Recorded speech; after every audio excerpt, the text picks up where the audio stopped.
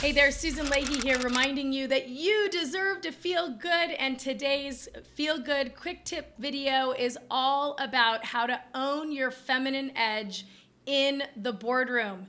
As you may or may not know, I am the creator of Robert's Rules Made Simple.com.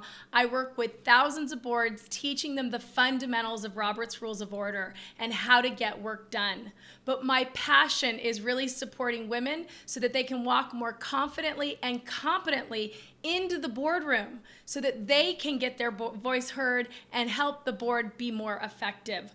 Boards are more effective. Organizations are more effective when we have more women around the table.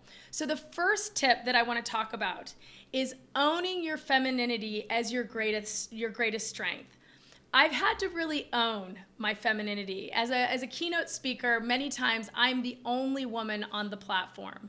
And so I've had to learn to really see my femininity as a secret power, a secret kind of almost a superhero power. And many times women will kind of hide from their femininity rather than allow themselves to own that their femininity is a strength. So that's the very first thing I want you to do, is just start saying to yourself and owning my femininity. And this isn't femininity like this. This is femininity like this, right? So really owning that femininity. So I'm owning my femininity as a strength. The next piece is I really want you to own your body.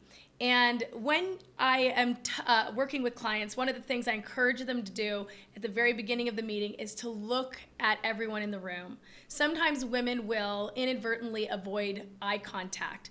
Own your feminine edge by making sure you look at everyone in the room. And you're doing this while you have a pleasant smile on your face. You're just relaxed. I'm not asking you to smile to make yourself look anyway.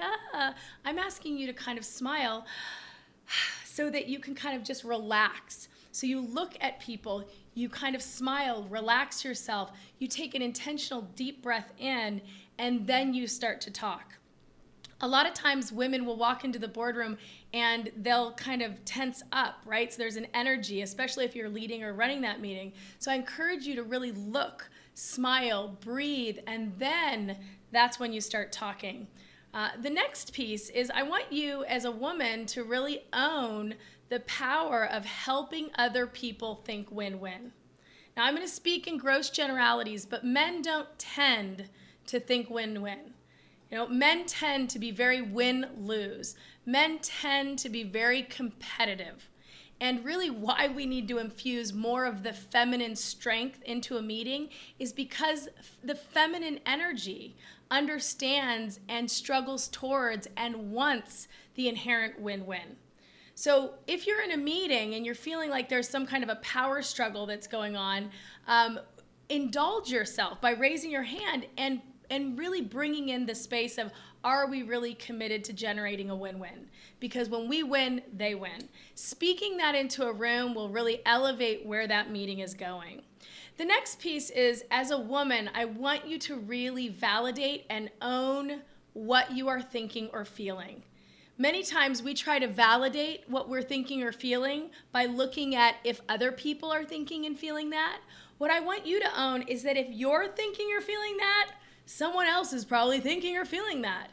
We as women are, again, I'm speaking in tendencies, tend to be more socially aware. And so if I am not trusting my own experience and I'm waiting for it to be reflected in what I'm seeing, then all of a sudden I'm letting the group move me rather than me moving the group.